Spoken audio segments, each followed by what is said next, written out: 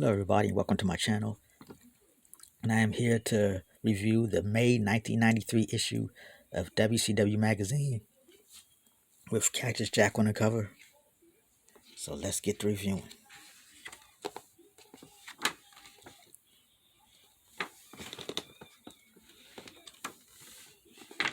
Okay, you got WCW fan club. Like, I don't even remember this thing existing. Never seen it before. Got this table of contents. Got the editor's note from Craig Peters.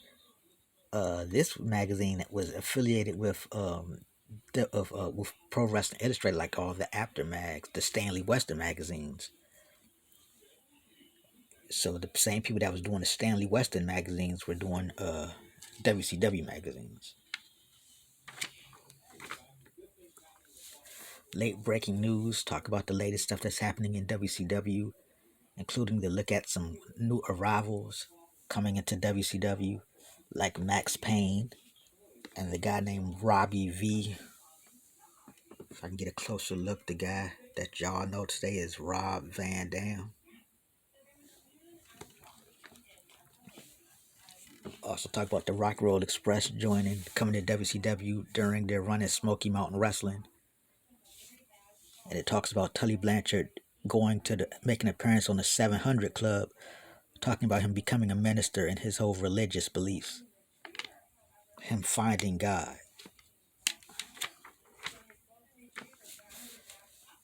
WCW Fan Jam. This is where fans write to the magazine. Some letters are talking about WCW's 1992 awards, the 1992 WCW awards. I was going to talk about it. Some fans are writing in about the feud between Barry Windham and Dustin Rhodes. Talking about the debut of the Wrecking Crew, Rage and Fury. Talking about the debut of Chris Benoit. And, talking that can't go wrong with a picture of Missy Hyatt. Talking about how they want more posters of Missy in WCW magazine. Can't argue with that.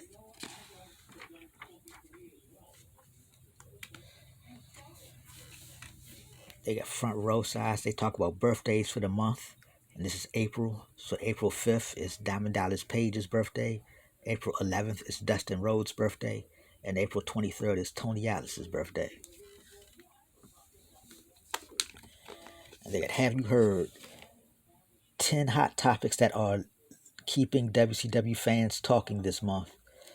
Number 1, Jim Cornette, the most obnoxious manager in wrestling history, is back. Memo to Bill Watts, keep an eye on that tennis racket. Number 2, Cactus Jack's new attitude. 1 year ago, who could have ever imagined that he'd be teaming with Sting? Number 3, Tuco Scorpio. Is that the coolest wrestling video or what? Number 4, Paul Orndorff. Mr. Wonderful is making things not so wonderful for WCW fan favorites. Number 5, the Wrecking Crew. These massive maulers are looking to reshape the WCW tag team scene in their own image. But how can you tell Rage from Fury? Number 6, Max Payne, as in maximum pain. Number 7, U.S. Champion Dustin Rhodes. The natural is already proving to be a natural at wearing the gold. Number 8, Chris Benoit. The remarkable star blends high flying skills with amazing depth of scientific knowledge. But that cocky attitude has got to go. Tex Slazenger. Even the wildest and rugged Texan has his own core of fans. And number 10, Big Van Vader. One word, relentless. And they got this little game where they call Let's Hook 'em Up, where if two celebrities got married and kept each other certain names, it'll make another name. Like if jazz singer Ella Fitzgerald married Big Van Vader, she'd be Ella Vader. Well, when I first read that, I thought it was funny. So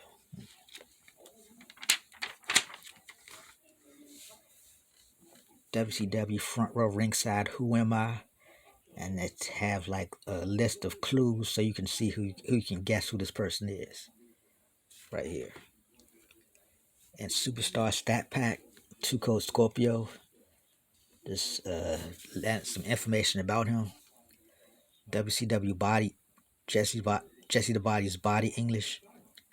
When he had his own column in WWF magazine, it was Body Language. Now in WCW, it's Body English, and he's just talking about 2 Code Scorpio and how his skills are good, but they're also very dangerous. So his high flying maneuvers, as good and impressive as they are, they can also be very dangerous. And they got a picture of William Regal, Steven Regal, I should say, when he first came to WCW. A young Steven Regal.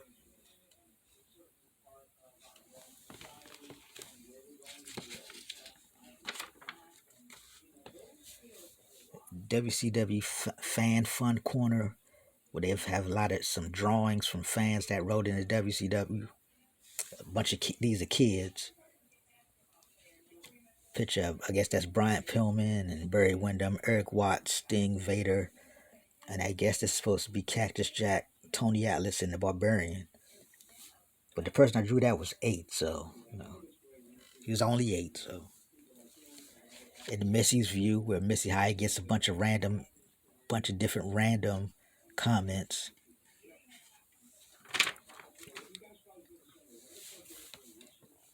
Front row ringside, crazy captions where they would have you caption a certain picture. And this is of Jim Cornette and Bobby Eaton. What is Jim Cornette saying to Bobby Eaton? They have the best arms in WCW. Because I guess this was after they was having that arm wrestling contest. And number 1 is Van Hammer. Number 2 is Barbarian. Number 3 is Rage. Number 4 is Fury. Number 5 is Ron Simmons. Number 6 is Vinny Vegas. Number 7 is Tony Atlas. Number 8 is 2 Code Scorpio. Number 9 is Ricky Steamboat. Number 10 is Johnny B. Bad. The best arms in WCW. Gordon Soley remembers. He's talking about the return of the Rock and Roll Express coming back to WCW, and he remembers seeing a match between Ricky Morton versus Michael Hayes and Terry Gordy in Memphis when it was the Freebirds were just forming, and then this is before the Rock and Roll Express, in the picture of Ricky Morton and being jumped by Terry Gordy and Michael Hayes. Picture Leonard Skinner talking about the Slam Jam album.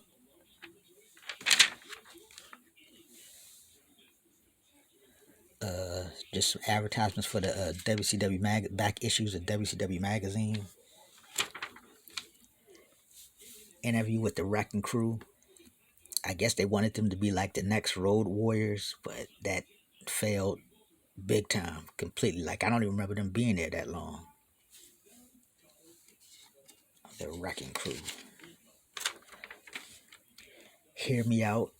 A point of view from Jim Cornette's point of view, where he talks about why he's back in WCW and how he hated that Bill Watts had permission. Bill Watts put aired video footage of the Rock and Roll Express beating up the Heavenly Bodies, and Jim Cornette didn't like that and said that they didn't have permission to show his face on WCW television.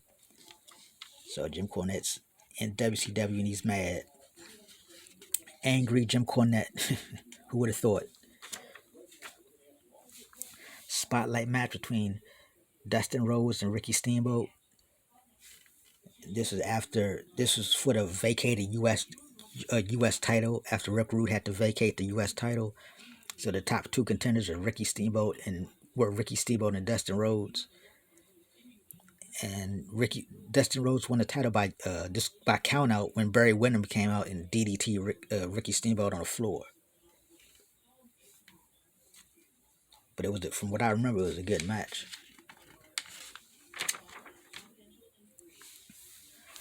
Top stars answer your most personal questions. So fans get to ask WCW superstars their personal questions. So this person writes, I just read in the news, this is for Davey Boy Smith, of course. I just read in the newspaper that you have signed an exclusive contract to wrestle for WCW. Congratulations. What are the stars you would most like to face? And Davy Boy says, well, mate, first of all, I want to say I appreciate the letter from London. American wrestling is going gangbusters in England, and I was thrilled to be able to hook up with WCW for their March tour of the UK to give my home country fans a piece of the action. As for your question, I'm ready to take on anybody, anywhere at any time. Though I would like, although I would like to wrestle Big Van Vader, Barry Windham, Brian Pillman, and Steve Austin are all certainly on the top of that list.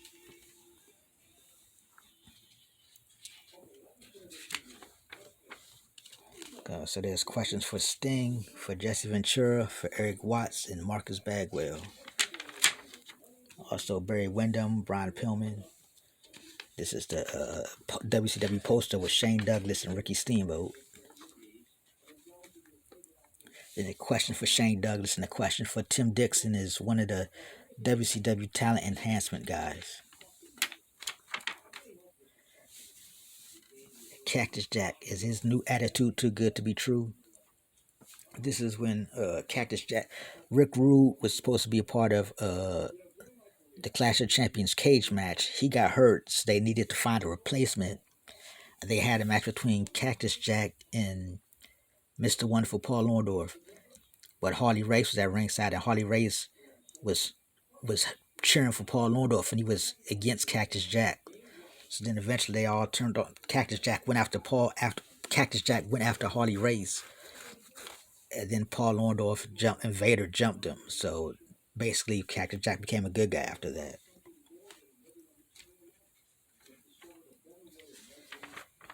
Yeah, a lot of the fans is already cheering for Cactus Jack anyway, so they just might as well have just turned him officially into a good guy.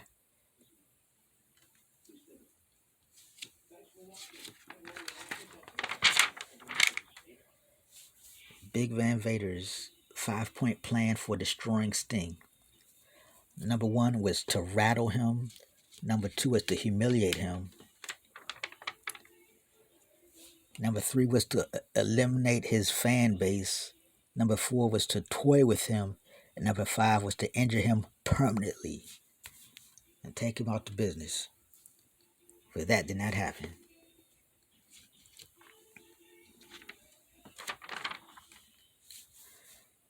WCW WCW Japan Super Show 3. And it had some matches like Tenryu versus Ricky Choshu, Ron Simmons versus Tony Helm, aka Ludwig Borga, Great Muda versus Masahiro Chono. And that's the match that Muda won to win the NWA Championship.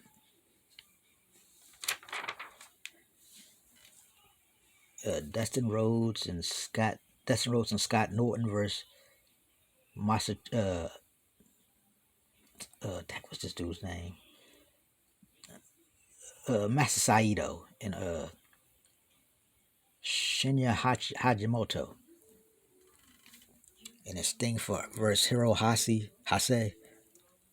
and Ultimo Dragon versus Jushin Thunder Liger. So just some highlights of the WCW Japan Super Show 3.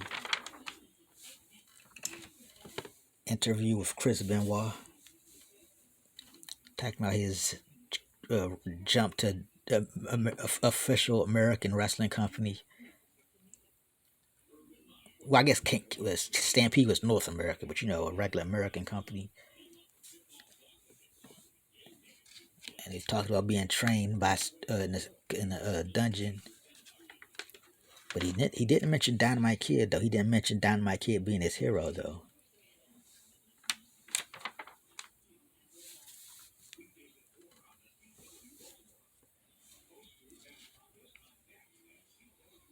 Picture him with Jushin Thunder Liger. Picture of him German suplexing Taz. Him with first Marcus Bagwell.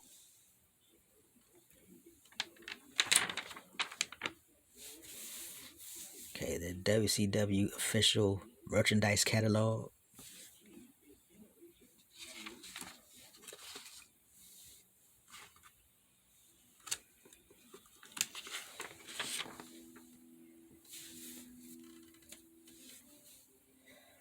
I had this Jesse the Body t-shirt. I don't know where it's at.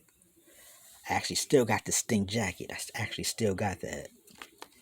But yeah, I didn't get a lot of WCW merchandise. I only got a couple of things. Actually, those are the only things I ever got from WCW.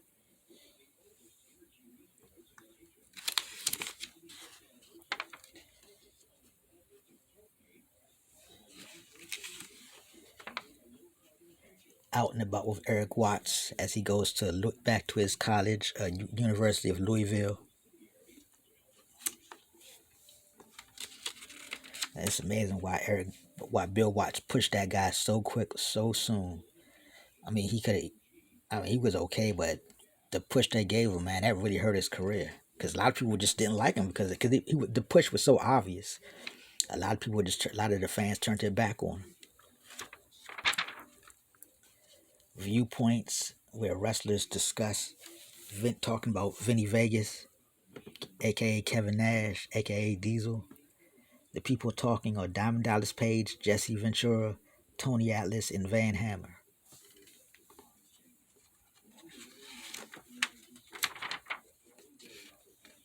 And a parting shot of Ron Simmons and Tuco Scorpio at the WCW's tape library in Atlanta.